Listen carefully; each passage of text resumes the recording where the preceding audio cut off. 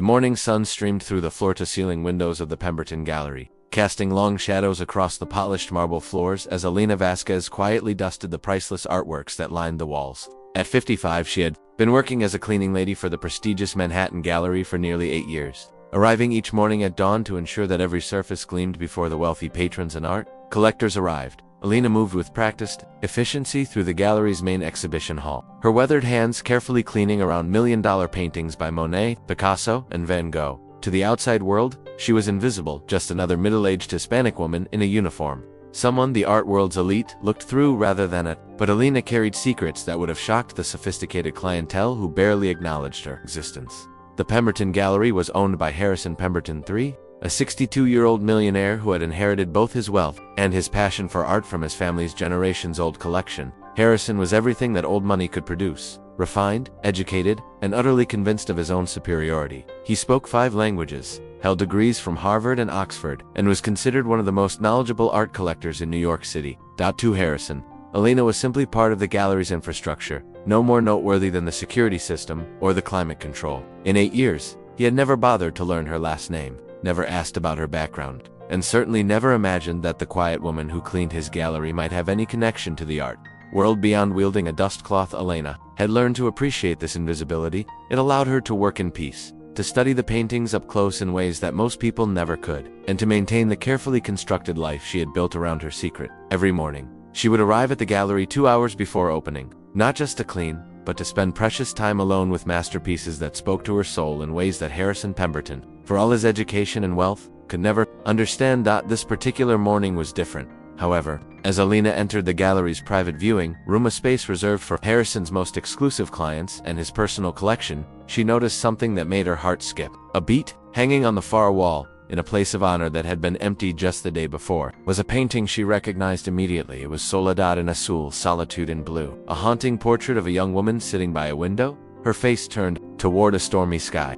The painting captured a moment of profound melancholy and hope, executed with a technique that blended classical realism with modern emotional intensity. Elena knew this painting intimately, every brushstroke, every color choice, every emotional nuance that had gone into its creation. She knew it because she had painted it. Elena stood frozen in the doorway, her cleaning supplies forgotten, as she stared at her own work hanging in one of New York's most prestigious galleries. The painting had been created 15 years ago, during the darkest period of her life, when she was struggling to make ends meet as a single mother while pursuing her dream of becoming a professional artist. "Magnificent, isn't it?"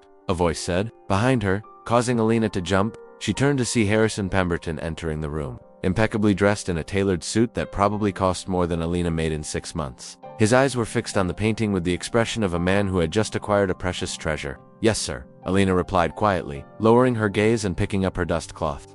"It's very beautiful." "Beautiful is an understatement," Harrison said, moving closer to the painting with the reverence of a true collector. "This is a masterpiece by an artist called Vasquez. Very mysterious figure appeared on the art scene about 20 years ago, created some absolutely stunning work, and then vanished completely. No one knows what happened to the artist." Elena felt her hands trembling as she pretended to dust a nearby sculpture. Hearing her own name spoken by Harrison Pemberton, even in its abbreviated form, was surreal and terrifying.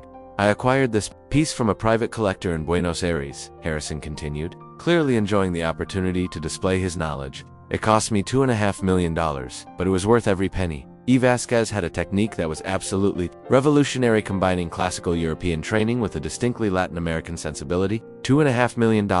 Elena nearly dropped her cleaning supplies. When she had sold this painting 15 years ago, she had received $8,000, money she had desperately needed to pay rent and buy food for her daughter. Sofia, the gallery that had purchased it, had told her it was a speculative investment and that she shouldn't expect to make much money from her art. "The mystery surrounding Vasquez only adds to the value," Harrison went on, oblivious to Elena's distress. "Some art historians believe the artist died young, which would explain the sudden disappearance from the market. Others think Vasquez simply gave up art for a more practical career. Either way, the existing works have become incredibly valuable." Elena forced herself to continue working, moving methodically around the room while Harrison admired her painting. She had heard rumors over the years that her work was being sold and resold at increasingly high prices, but she had never imagined it had reached this level. The irony was almost unbearable. She was cleaning the floors beneath her own masterpiece, invisible to the man who had paid millions for her art. "I'm planning to feature this piece in next month's exhibition," Harrison said, more to himself than to Elena. The theme is lost voices in contemporary art, artists who showed tremendous promise but disappeared from the scene. Vasquez will be the centerpiece. As Harrison finally left the room, Elena sank into a nearby chair. Overwhelmed by the flood of memories and emotions that seeing her painting had triggered, she thought about the young woman she had been when she created Soledad en Azul, full of dreams and artistic passion. But struggling with poverty and the responsibilities of single motherhood, Elena had been born in a small village outside Mexico City, the daughter of a house painter and a seamstress. Her artistic talent had been evident from childhood, and despite her family's limited resources, they had sacrificed to send her to art school in Mexico City. She had shown exceptional promise, winning scholarships and awards, and had even been accepted to study at the prestigious École des Beaux-Arts in Paris. But life had intervened in the form of an unexpected pregnancy at age. The father, a fellow art student, had disappeared when he learned about the baby, leaving Elena to face the choice between her artistic dreams and her responsibility as a mother. She had chosen motherhood, giving up her scholarship to Paris and working whatever jobs she could find to support herself and baby Sofia. For years, Elena had painted in the evenings and on weekends, creating works that poured out her experiences as an immigrant, a single mother, and a woman trying to balance survival with artistic expression. Her paintings had been deeply personal, reflecting the struggles and hopes of her community, the beauty she found in everyday life, and the profound love she felt for her daughter. She had managed to sell a few pieces to small galleries, enough to supplement her income from cleaning jobs and factory work. But the art world had been unwelcoming to a young Hispanic woman without connections or formal credentials from prestigious institutions. Gallery owners had been condescending, critics had ignored her work, and collectors had treated her as a curiosity rather than a serious artist. The breakthrough had come when she was 35, when a gallery owner named Marcus Webb had discovered her work and offered to represent her. Webb had been enthusiastic about her talent, but had insisted that she needed to be more marketable. He had suggested that she use only her initials Vasquez rather than her full name. Elena Vasquez, claiming that it would make her work more universal and less ethnic. Desperate for recognition and financial stability, Elena had agreed. For 5 years, she had created some of her best work under the Vasquez name, painting with a freedom and intensity that came from finally having an audience for her art. Her paintings had begun selling for substantial amounts, and critics had started taking notice of the mysterious Vasquez. But success had come with a price.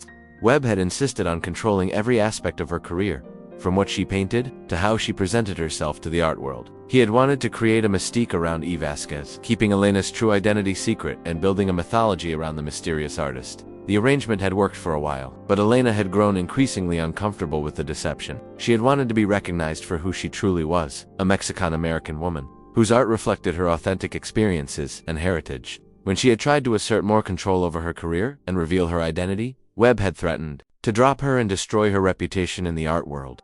The final break had come when Sofia, then 15, had been diagnosed with a serious illness that required expensive treatment. Elena had needed money immediately, but Webb had refused to advance her payment for paintings that were already selling for hundreds of thousands of dollars. In desperation, she had sold several works directly to collectors, bypassing Webb and violating their contract. Webb's retaliation had been swift and devastating. He had spread rumors that Vasquez was difficult to work with, unreliable, and possibly mentally unstable. He had used his connections to blacklist Elena from major galleries, and had even threatened legal action if she tried to continue using the Vasquez name.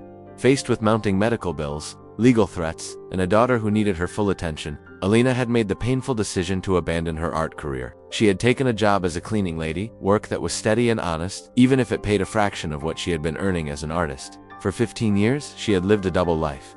By day, she was Elena Vasquez, invisible cleaning lady. By night, she was still an artist, painting in the small studio she had set up in her apartment's spare bedroom. But she painted only for herself now, never showing her work to anyone, never signing her name to a canvas. Sofia had recovered from her illness and was now a successful doctor, married with children of her own. She had often urged her mother to return to art, but Elena had always insisted that chapter of her life was closed. The art world had made it clear that there was no place for someone like her, a middle-aged Hispanic woman without connections or credentials. But seeing SOLEDAD en Azul hanging in the Pemberton Gallery changed everything. The painting represented not just her artistic past, but the dreams she had never quite been able to abandon. As she looked at her own work, now worth millions and hanging in a place of honor, Elena felt something stirring inside her that she hadn't felt in years. It was the feeling of an artist who still had something to say.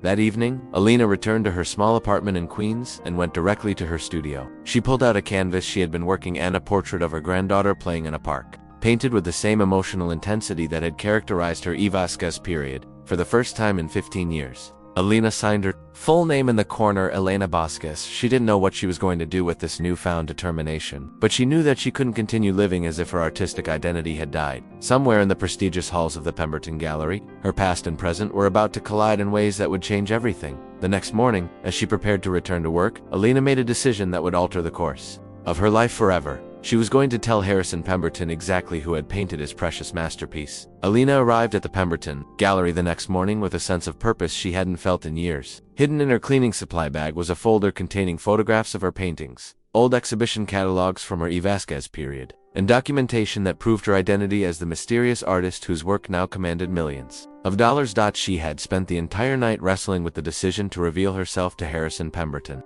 Part of her feared the consequences. Would he believe her? Would he think she was trying to scam him? Would he fire her for presuming to claim a connection to his precious art collection?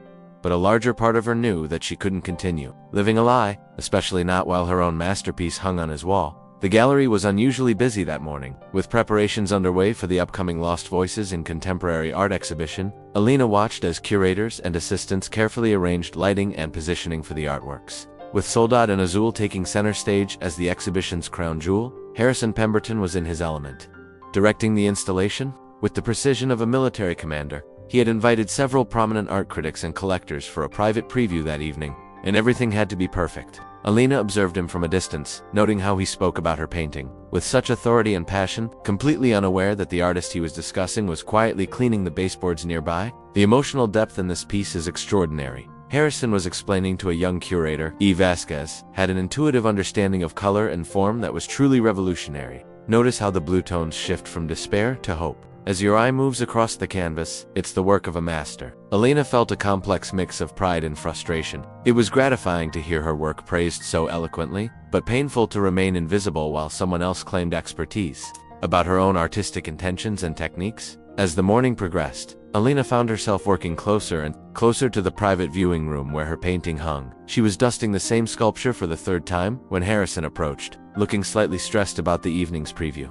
"Elena," he said, surprising her by actually using her name, "I need you to be extra careful in the viewing room today. We have some very important guests coming tonight, and everything must be absolutely perfect." "Of course, Mr. Pemberton," Elena replied, her heart racing at the opportunity that was presenting itself.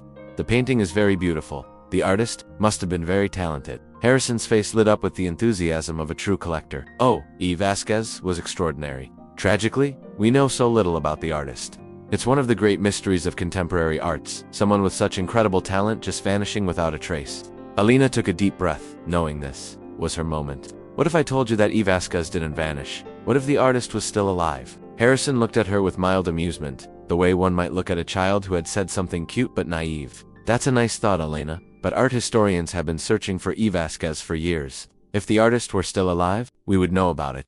But what if the artist was hiding in plain sight?" Elena pressed on, her voice growing stronger. "What if Vasquez was someone you see every day but never really notice?" Something in Elena's tone made Harrison pause. He looked at her more carefully, perhaps really seeing her for the first time in 8 years. "What are you trying to say, Elena?"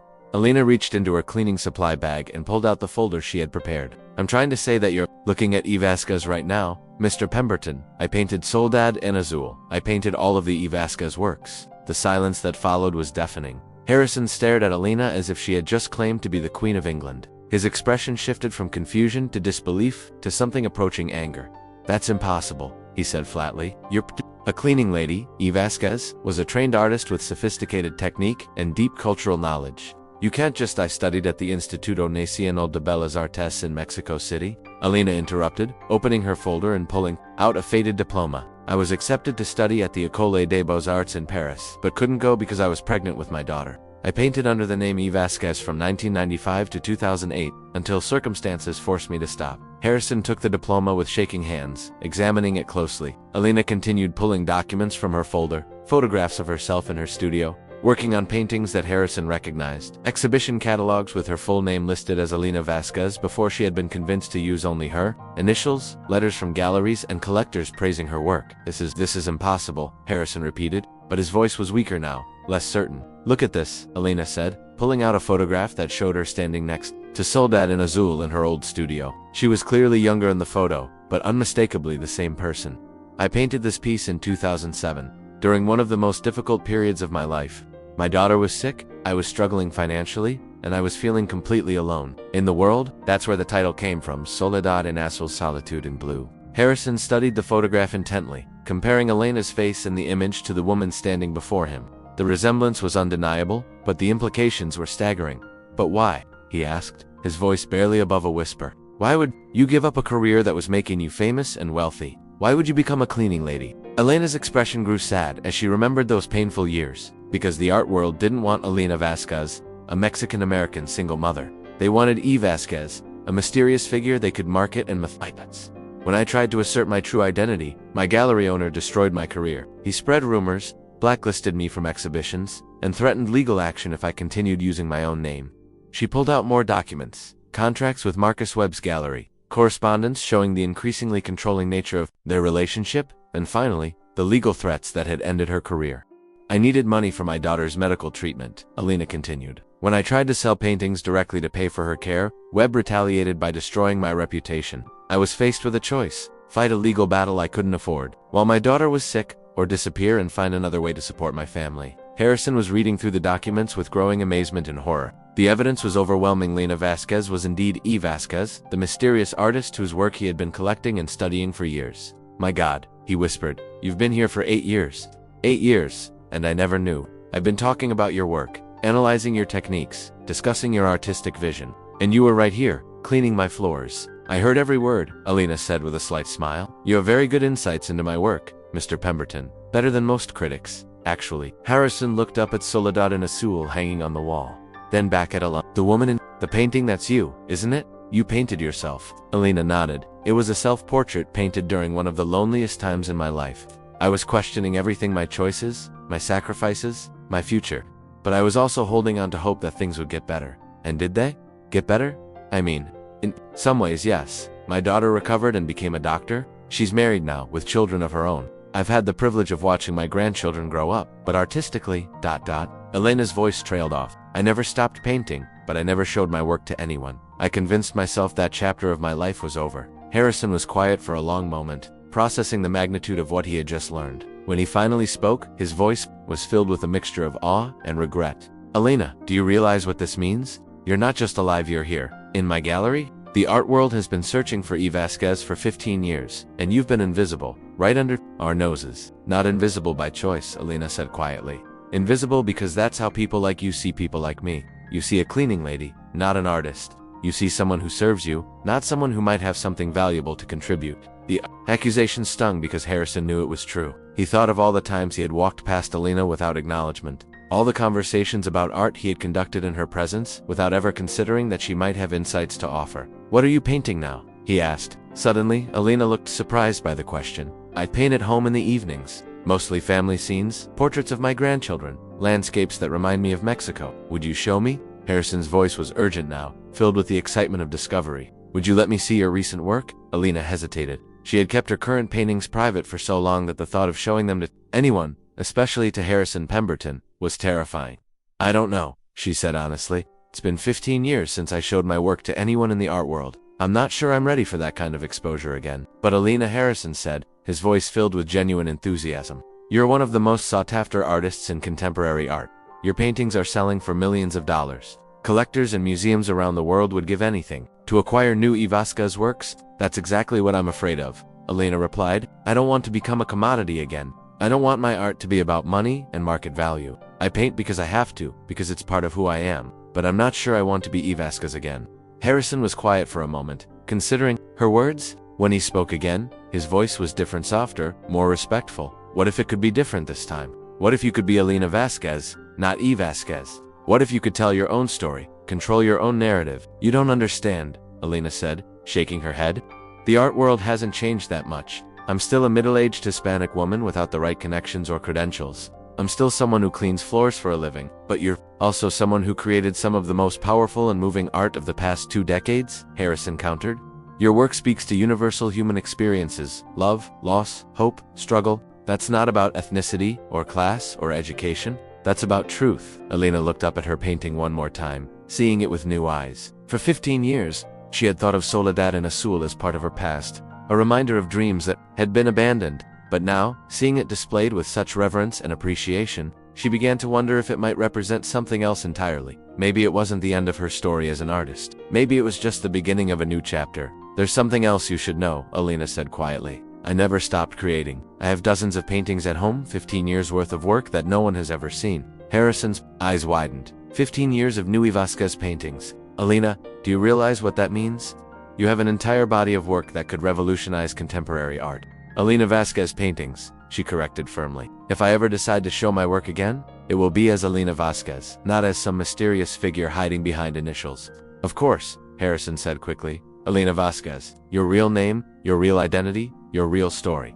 As they stood together in the viewing room, surrounded by millions of dollars worth of art, Elena felt something shifting inside her. The fear and hurt that had kept her hidden for 15 years were beginning to give way to something else, a cautious hope that maybe, just maybe, the art world was ready for Elena Vasquez. But first, she needed to know if Harrison Pemberton was ready to see her, not as his cleaning lady, but as the artist she had always been. The private preview of Lost Voices in Contemporary Art was scheduled to begin at 7 p.m., and by 6:30 the Pemberton Gallery was buzzing with anticipation. Elena had spent the afternoon in a state of nervous energy, alternating between cleaning tasks and conversations with Harrison about her artistic journey. The revelation of her identity had transformed their relationship completely. Where once there had been indifference, there was now intense curiosity and respect. Harrison had spent hours on the phone, rearranging the evening's presentation. What had been planned as a standard exhibition preview was now going to become something unprecedented. The revelation of Vasquez's true identity and the introduction of Elena Vasquez as a living, breathing artist with 15 years of unseen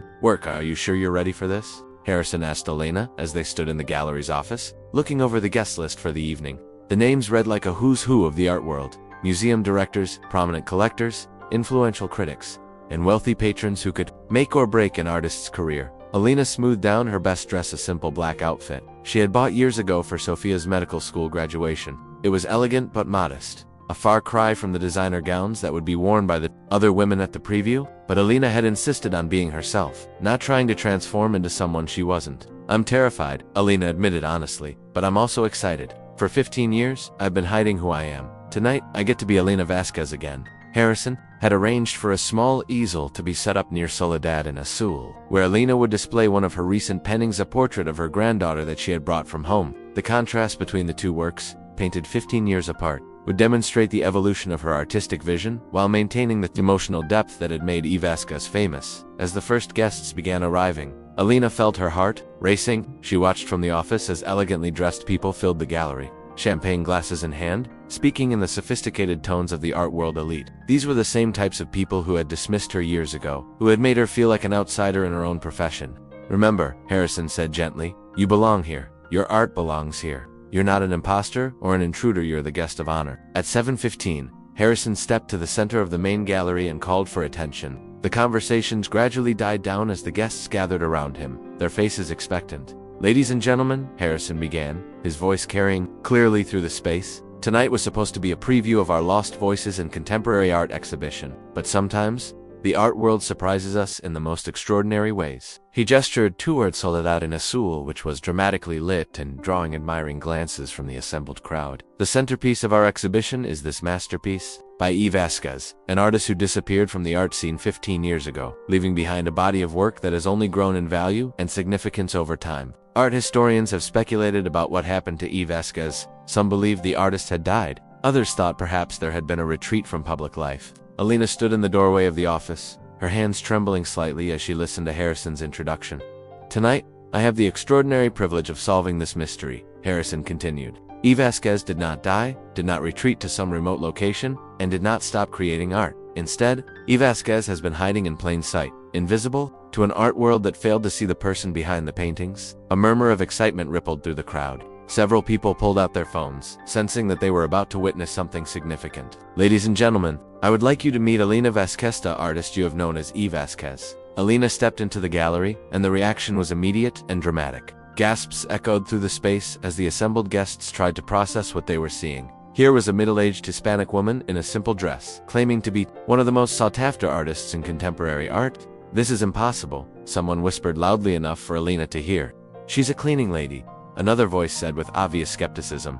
but Harrison was prepared for this reaction. He had arranged for Elena's documentation to be displayed on easels around the room, photographs of her in her studio, her diplomas and awards, correspondence from galleries and collectors, and most convincingly, images of her creating the very paintings that now sold for millions. Dr. Margaret Chen, the director of the Metropolitan Museum of Art's Contemporary Collection, stepped forward to examine the evidence more closely. Elena recognized her as one of the most respected voices in the art world, someone whose opinion could legitimize or destroy an artist's reputation. These photographs appear authentic, Dr. Chen said slowly, studying an image of Elena working on a painting that was now in the Museum of Modern Art's permanent collection, and the documentation seems comprehensive. But how do we know she's really the artist? Asked Robert Sterling, a prominent collector known for his skeptical nature. Anyone could claim to be Vasquez. Where's the proof? Elena had been dreading this moment, but she was ready for it. She walked to the easel where her recent painting was displayed, the portrait of her granddaughter playing in a park, painted with the same emotional intensity and technical skill that had characterized her Vasquez period.